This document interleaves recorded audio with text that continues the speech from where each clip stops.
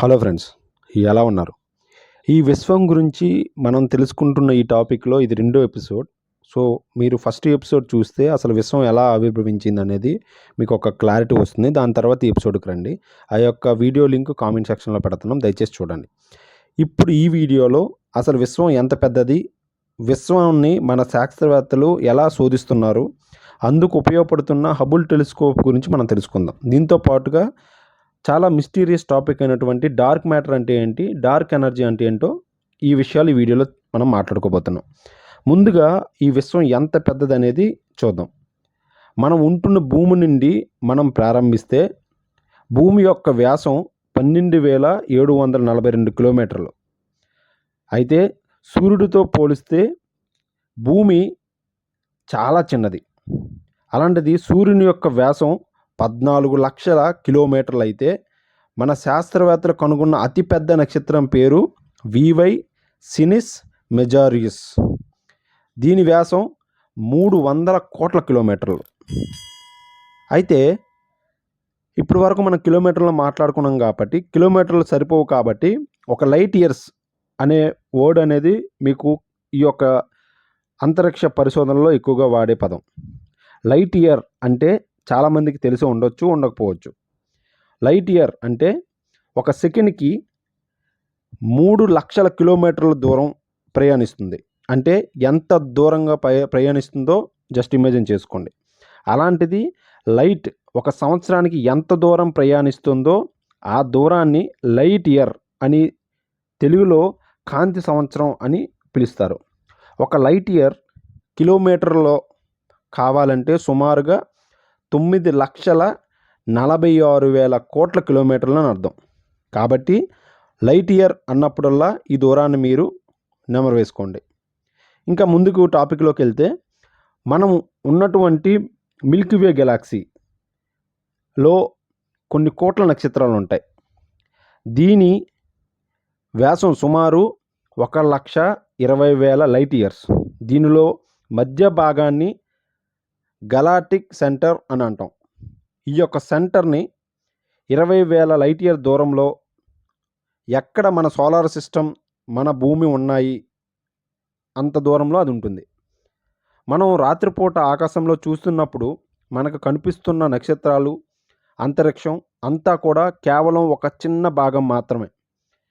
మన భూమి ఎలా అయితే సూర్యుని చుట్టూ తిరుగుతూ ఉంటుందో అలాగే మన సూర్యుడు, సోలార్ సిస్టమ్ అంతా కూడా ఈ యొక్క గెలాక్సీ చుట్టూ తిరుగుతూ ఉంటుంది.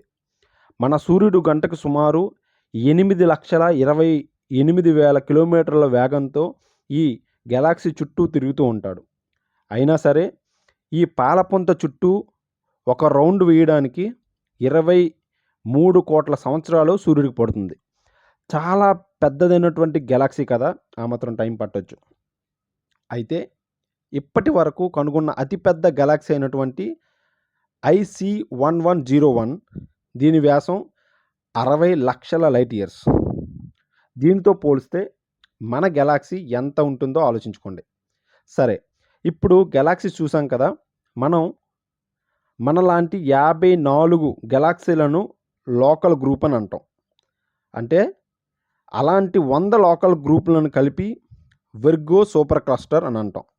ఇక్కడ మీరు చూస్తున్న ఒక్కొక్క చుక్క కూడా ఒక్కొక్క గెలాక్సీ. మన గెలాక్సీ ఎక్కడ ఉంటుందో అనేది చాలా దూరంగా ఉంటుంది. ఇంకా ముందుకు మనం వెళ్తే 1,00,000 గెలాక్సీలన్నీ కలుపుకుంటే లనీ ఎరీకా సూపర్ క్లస్టర్ అని అంటాం.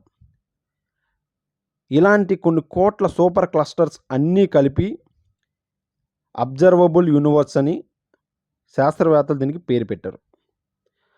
కొన్ని కోట్ల సూపర్ క్లస్టర్స్ అన్నీ కలిపి ఒక్క అబ్జర్వబుల్ యూనివర్స్ అయితే, అటువంటి అబ్జర్వబుల్ యూనివర్సెస్ చాలా ఎక్కువ ఉన్నాయి. కానీ మనము చూడగలిగినంత మాత్రాన్నే ఏదైతే మనం చూస్తున్నామో దాన్నే మన అబ్జర్వబుల్ యూనివర్స్ అని అంటాం. మన శాస్త్రవేత్తలు కనుగొన్న యూనివర్స్ కేవలం కొంత మాత్రమే.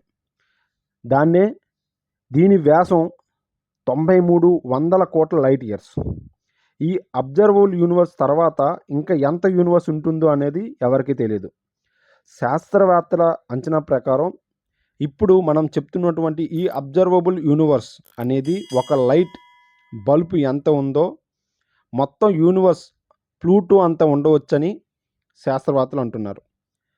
ఇంత పెద్ద ఈ యూనివర్స్లో మనం చెప్పుకున్నటువంటి ఈ గ్రహాలు, నక్షత్రాలు, గెలాక్సీలు ఇవన్నీ కలిపి కేవలం 5% మాత్రమే. అయితే మిగిలిన 95% ఏముంది అని మీకు క్వశ్చన్ రావచ్చు. అదే డార్క్ మ్యాటర్ మరియు డార్క్ ఎనర్జీ.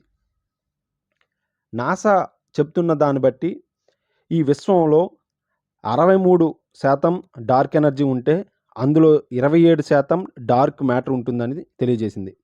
మిగిలిన 5% మనం చూస్తున్నటువంటి నార్మల్ మ్యాటర్. ఈ విశ్వంలో అతిపెద్ద మిస్టరీ ఈ డార్క్ మ్యాటర్ మరియు డార్క్ ఎనర్జీయే. ఎందుకంటే వీటి గురించి మనకు తెలిసిన దానికంటే కూడా తెలియనిది చాలా ఎక్కువ. ఇప్పుడు డార్క్ ఎనర్జీ మరియు డార్క్ మ్యాటర్ గురించి వివరంగా మాట్లాడుకుందాం. ఇవి కొంచెం సైంటిఫిక్గా ఉంటాయి కాబట్టి కొంచెం జాగ్రత్తగా వినండి. ముందుగా డార్క్ ఎనర్జీ. మీరు ఒక బాల్ పైకి విసిరారనుకుందాం. మీరిచ్చిన ఫోర్స్ కారణంగా ఆ బాల్ అనేది పైకి వెళ్తుంది. అయితే ఆ బాల్ మీద గ్రావిటేషనల్ ఫోర్స్ అంటే భూమి ఆకర్షణ శక్తి ఉంటుంది కాబట్టి ఆ బాల్ తిరిగి వెనక్కి వస్తుంది.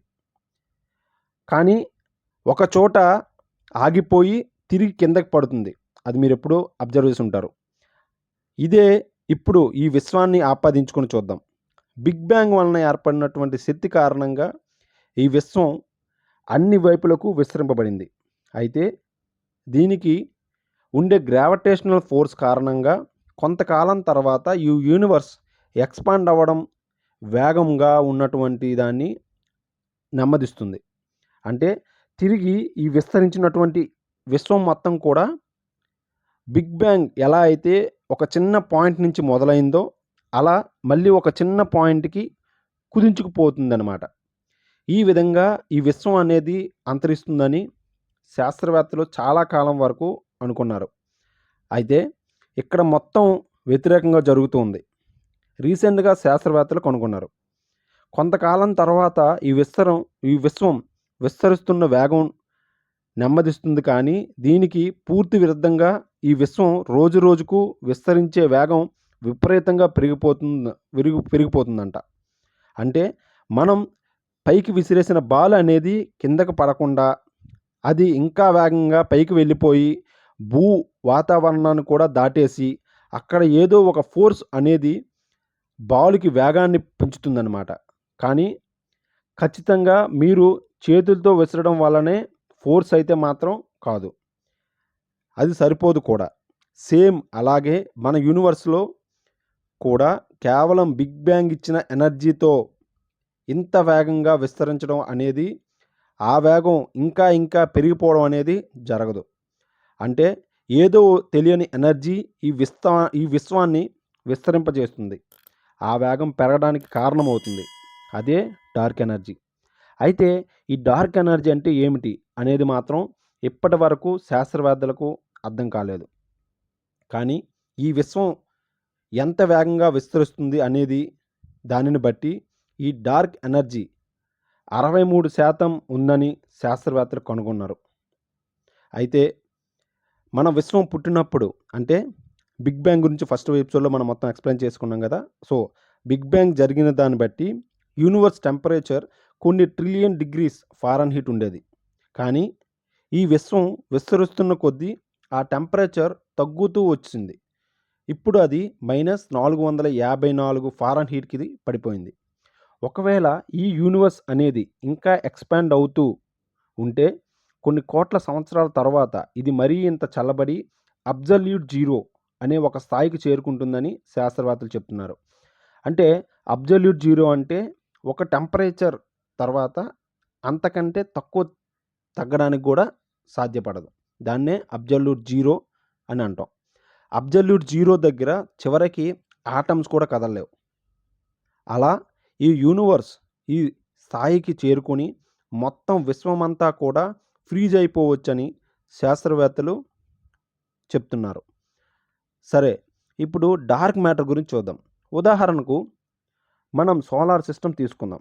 మన సూర్యుడికి ఉన్న గ్రావిటేషనల్ ఫోర్స్ వలన గ్రహాలు సూర్యుని చుట్టూ తిరుగుతున్నాయి.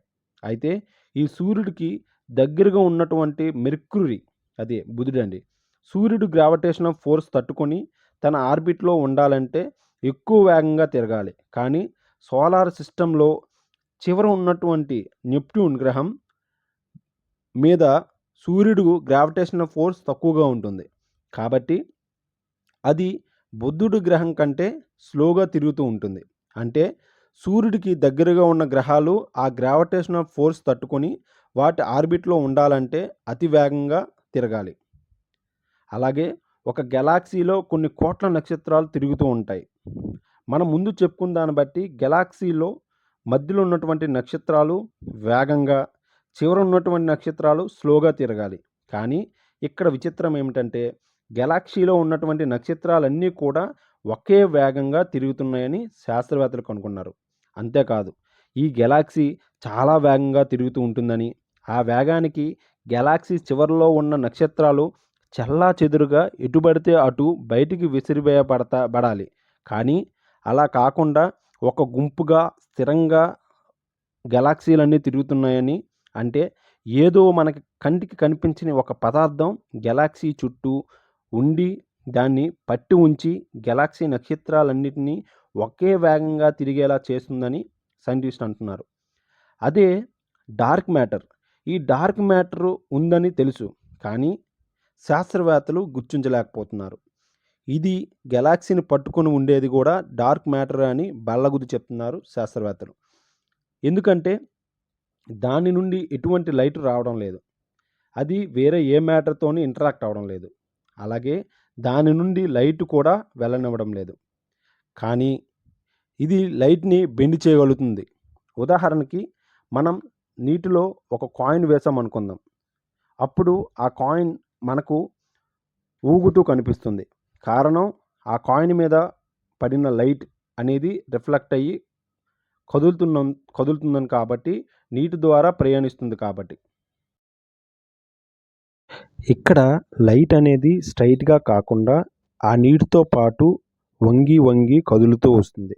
అందువలన మనకు ఆ కాయిన్ ఊగుతున్నట్టుగా కనిపిస్తుంది. అంటే ఇక్కడ లైట్ అనేది ఈ నీటి ద్వారా బెండ్ అయ్యి వస్తుంది. సేమ్ ఇదే ఇక్కడ కూడా జరుగుతుంది. శాస్త్రవేత్తలు దూరంగా ఉన్న గెలాక్సీని గమనిస్తూ ఉన్నప్పుడు వాటి నుండి వస్తున్న లైట్ అనేది స్ట్రైట్గా కాకుండా ఒక్కొక్క చోట మధ్య మధ్యలో బెండ్ అయి వస్తుందని గమనించారు. అంటే అక్కడ లైట్ను కూడా బెండ్ చేయగలిగే పదార్థం ఉందని, అది ఏదో తెలుసుకోవాలని ట్రై చేస్తున్నారు. అదే డార్క్ మ్యాటర్. ఈ డార్క్ మ్యాటర్ మరియు డార్క్ ఎనర్జీలు రెండు ఉన్నాయని శాస్త్రవేత్తలు గుర్తించారు. కానీ అసలు అవి ఏంటి, వాటి లక్షణాలు ఏంటి, వాటిని ఏ విధంగా మనం నిరూపించగలం అనేది మాత్రం మిస్టరీగానే ఉంది. ఈరోజు మనం విశ్వానికి సంబంధించి రహస్యాలెన్నో చూపిస్తున్నాం, నక్షత్రాలు పేర్లు గుర్తిస్తున్నాం. కానీ కొన్ని కోట్ల కిలోమీటర్ల దూరం ఉన్నటువంటి గెలాక్సీలను గమనిస్తున్న దానికి కారణంగా ప్రపంచవ్యాప్తంగా ఎన్నో హైటెక్ టెలిస్కోపులు నిరంతరం ఈ విశ్వాన్ని జల్లులు పడుతూ ఉంటున్నాయి. వాటిలో ద మోస్ట్ ఫేమస్ టెలిస్కోప్ అయినటువంటి హబుల్ టెలిస్కోప్. మనం స్పేస్ గురించి ఏదైనా చెప్తున్నామంటే దానిలో హబుల్ టెలిస్కోప్ గురించి తప్పకుండా ఉంటుంది. ఏప్రిల్ 24, 1990న నాసా దీనిని లాంచ్ చేసింది. సుమారుగా ఒక బస్ అంత సైజులో ఉంటుంది ఈ యొక్క హబుల్ టెలిస్కోప్. భూమికి 595 కిలోమీటర్ దూరంలో ఎత్తులో ఒక ఆర్బిట్లో ఉన్నటువంటి ఈ యొక్క హబుల్ టెలిస్కోప్ సెకండ్కి 8 కిలోమీటర్లు దూరం ప్రయాణించగలదు. అంటే గంటకు 28,800 కిలోమీటర్ల వేగంతో మన భూమి చుట్టూ తిరుగుతూ ఉంటుంది. అలా మన భూమి చుట్టూ ఒక రౌండ్ వేయడానికి ఈ హబుల్ టెలిస్కోప్కి 97 నిమిషాల సమయం పడుతుంది. అయితే ఈ హబుల్ టెలిస్కోప్ స్పేస్లోకి వెళ్ళి మొదటిసారిగా తీసిన ఫోటోలను గూగుల్లో మీరు చూడవచ్చు. అది చూసిన చాలామంది షాక్ అయ్యారు. ఎందుకంటే ఫోటోలో అన్నీ కూడా బ్లర్గా వచ్చాయి. శాస్త్రవేత్తలు హబుల్కి ఉండవలసిన మిర్రర్ని ఒక వెంట్రుక మందం అంత సైజులో యాంగిల్లో తప్పుగా ఉంచడం వల్ల ఇది బ్లర్ వచ్చిందని కనుగొన్నారు. కానీ 1993లో మళ్ళీ కొంతమంది ఆస్ట్రోనాట్స్ పైకి వెళ్ళి మిర్రర్ను సెట్ చేశారు. హబుల్ టెలిస్కోప్ విశ్వానికి సంబంధించినటువంటి అద్భుతమైన చిత్రాలను పంపడం మొదలుపెట్టింది. దాన్ని మీరు ఇప్పుడు గూగుల్‌లో కూడా మీరు చూడవచ్చు. ఇంత లోతుగా స్టడీ చేయగలుగుతున్నామంటే దానికి హబుల్ సర్వీస్ ఎంతగానో మనకి యూజ్ అయింది. 2020 తర్వాత ఎప్పుడైనా సరే హబుల్ మళ్ళీ ఎర్త్ అట్మాస్ఫియర్‌లోకి వచ్చి ఎంటర్ అవుతుందని, కానీ వాతావరణంలోని జరిగిన ఘర్షణ వలన హబుల్ భూమికి తాకేలోపే కా కాలి బూడిదవుతుందని ఇప్పటికీ శాస్త్రవేత్తలు జేమ్స్ వెబ్ స్పేస్ టెలిస్కోప్ అనే మరొక టెలిస్కోప్ను రెడీ చేశారు. ఇది హబుల్ టెలిస్కోప్ కంటే శక్తివంతమైనదిగా పరిగణించారు. దీన్ని భూమికి 15,00,000 కిలోమీటర్ల దూరంలో ఉన్నటువంటి కక్షలో చేరవేయబోతున్నారు. అంటే చంద్రుడి కంటే కూడా దూరంగా ఉంటుంది ఈ యొక్క టెలిస్కోప్. దీనివల్ల మరింత స్పష్టమైన లోతైన విశ్వం గురించి తెలుసుకోవచ్చని శాస్త్రవేత్తలు చెప్తున్నారు. కానీ హబుల్ టెలిస్కోప్ అంతరిక్ష పరిశోధనలో ఎనలేని సేవలు అందించిందని, చివరికి ఇప్పటికి కూడా ఈ విశ్వం గురించి మనం తెలుసుకున్నదంతా 5% మాత్రమే అని, కంటికి కనిపించే నార్మల్ మ్యాటర్ గురించి మాత్రమే కాదు, అది కాకుండా డార్క్ మ్యాటర్ మరియు డార్క్ ఎనర్జీ గురించి కూడా పూర్తిగా తెలిసే వరకు ఈ విశ్వం మీద మనకు పూర్తిగా అవగాహన రాదు అని శాస్త్రవేత్తలు చెప్తున్నారు.